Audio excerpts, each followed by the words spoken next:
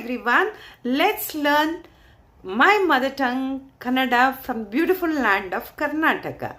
First, Namaste means Namaskar. How are you means ನೀವು ಹೇಗಿದ್ದೀರಾ. ನಾನು ಚೆನ್ನಾಗಿದ್ದೇನೆ means I am fine. ನೀವು ಊಟ ಮಾಡಿದ್ದೀರಾ? Did you have meals?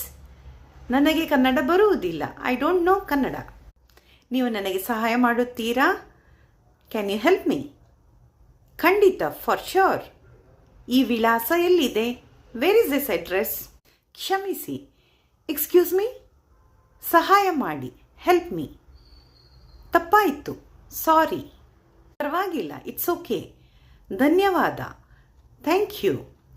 ವಿದಾಯ, good bye. Is A beautiful ancient language, the first language I have heard. It is not just words for me.